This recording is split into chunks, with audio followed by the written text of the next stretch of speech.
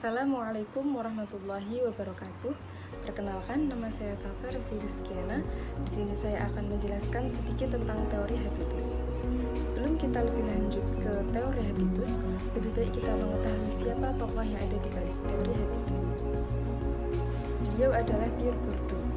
Pierre Bourdieu adalah seorang sosiologi dan intelektual publik asal Perancis. Beliau dikenal karena konsep-konsepnya seperti habitus, kapital, dan lapangan. Bagi Bourdieu, habitus adalah suatu sistem melalui kombinasi struktur objektif dan sejarah personal di posisi yang berlangsung lama dan berubah-ubah, yang berfungsi sebagai basis generatif bagi praktik-praktik yang terstruktur dan terpadu secara objektif. Habitus ini merujuk pada cara seseorang dalam mempersepsi dan merespon dunia sosial yang mereka tempati melalui kebiasaan, keterampilan, dan disposisi karakter mereka. Habitus dipahami sebagai dasar alamiah kepribadian individu yang berfungsi sebagai benturan perilaku dari lingkungan sekitarnya. Habitus ini lahir dari pembiasaan individu dalam interaksinya dengan dunia dan manusia lain. Dunia manusia selain dunia fisik dan biologis, ada juga dunia bersama. Pertemuan individu dengan unsur dunia fisik, biologis, dan sosial menghasilkan jejak-jejak pengaruh dalam diri yang saling berinteraksi dan beradu pengaruh dengan kesadarannya sebagai subjek. Dalam pembiasaan itu, berbagai perlengkapan digunakan dikuasai secara terampil dan diinternalisasikan ke dalam diri individu tersebut. Perlengkapan itu lama-kelamaan akan dihayati sebagai bagian dari diri. Perkenalkan, nama saya Dwi Nandani Rohim. Selanjutnya mengenai penerapan teori habitus di dalam kehidupan sosial lingkungan pesantren. Habitus ialah kebiasaan-kebiasaan yang terus-menerus dilakukan sehingga tanpa disadari kebiasaan tersebut telah menjadi juga kepribadian di dalam diri seseorang. Dalam pesantren banyak sekali kegiatan-kegiatan yang berhubungan dengan teori habitus. Oke, langsung saja kita akan paparkan beberapa contoh kegiatan yang kita kira termasuk penerapan dari teori habitus. Sudah menjadi kebiasaan jika terdapat santri yang kembali ke pondok setelah pulang, yang paling ditunggu adalah jajanannya, atau yang sering disebut dengan IN, di mana setelah dia datang, santri yang lain sudah menunggu, tidak sabar untuk menikmati IN-nya. Santri yang deres, tidur, bahkan pulang dari mandi belum memakai baju, jikalau terdapat jajan atau IN mesti langsung diutamakan. Para santri kemudian beramai-ramai mendekati IN tersebut dan kemudian mengambilnya.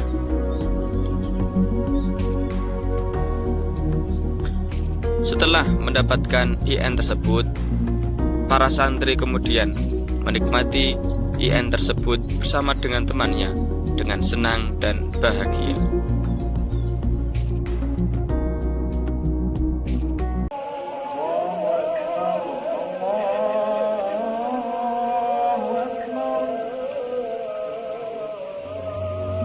Azan asar sudah berkumandang. Para santri segera menunaikan ibadah sholat asar. Kemudian setelah selesai melaksanakan sholat, para santri bergegas menuju aula untuk mengikuti ngaji setoran ziyadah kepada Bapak Kiai Haji Asad yang sering dipanggil dengan Bapak oleh para santrinya. Sebelum ngaji dimulai, biasanya terdapat santri yang mempersiapkan tempat untuk mengaji, seperti merapikan tempat duduk dan mengelap meja. Kemudian sebelum mengaji dimulai, biasanya para santri harus mengambil kartu ngaji, yang mana kartu ngaji tersebut diberikan kepada bapak ketika setoran untuk dijadikan alat untuk mengetahui santri tersebut ngaji atau tidak. Kebiasaan santri sebelum ngaji dimulai yaitu memantapkan setoran yang akan disetorkan dengan membacanya berulang-ulang. Sembari menunggu bapak datang, para santri juga antri di belakang kursi untuk mengamankan tempatnya ngaji dengan Bapak.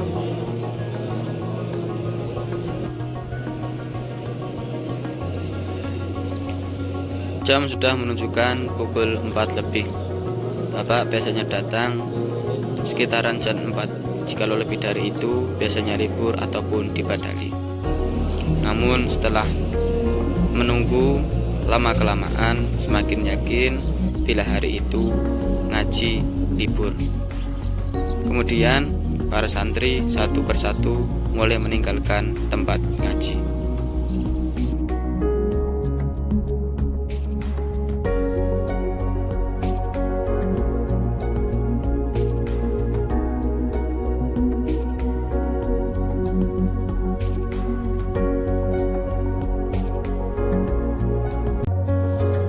Jam makan telah tiba. Para santri bergegas mengambil nampan dan kemudian mengambil nasi dan lauk ke dapur. Biasanya para santri makan secara bersama-sama, dan dalam proses makan ada santri yang mengambil nasi, kadang ada yang membeli sayur, dan ada yang mencuci nampan setelah selesai digunakan. Dalam mengambil lauk, santri biasanya memilih lauk yang paling terbaik menurutnya.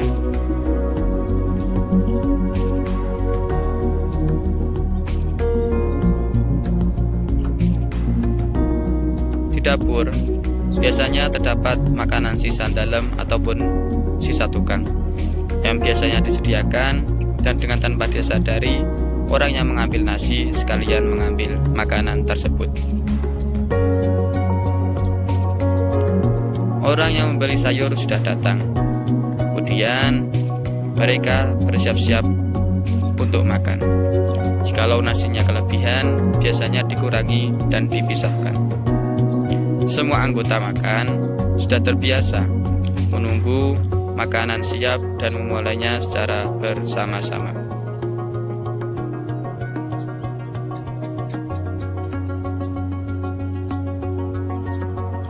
Makanan telah siap, kemudian mereka memulai untuk menikmatinya.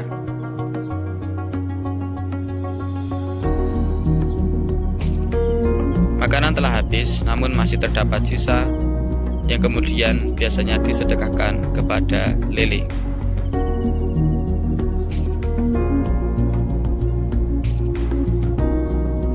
Setelah itu, nampan yang telah kosong kemudian dicuci hingga bersih. Perkenalkan, nama saya Esther Tamsin dari Prodi Ilmu Al-Quran dan Tafsir. Kesimpulan dari video yang telah dipaparkan tentang bagaimana kita memahami teori habitus berperan pada kehidupan sosial di dalam kehidupan lingkungan pesantren, yaitu habitus bisa dijumpai setiap saat dan setiap keadaan apapun. Perilaku maupun tindakan yang dilakukan di dalam pesantren bisa dinilai menjadi penerapan dari teori habitus. Kegiatan yang dilakukan terus-menerus sehingga menjadi kebiasaan yang tanpa disadari, dengan hal tersebut sudah menjadi bagian dari kepribadian orang. Di dalam video tadi bisa diambil contoh habitus, bisa diambil dari kegiatan santri yang beri jajan ketika temannya kembali ke pondok. Selain itu, juga habitus bisa dijumpai dengan melihat kebiasaan santri ketika mengaji, ketika makan, dan ketika melakukan hal-hal yang sifatnya bersamaan. Demikian pemaparan mengenai memahami teori habitus di dalam kehidupan sosial pada lingkungan pesantren. Kurang benar dari kelompok kami, mohon maaf yang sebesar-besarnya. Wassalamualaikum warahmatullahi wabarakatuh.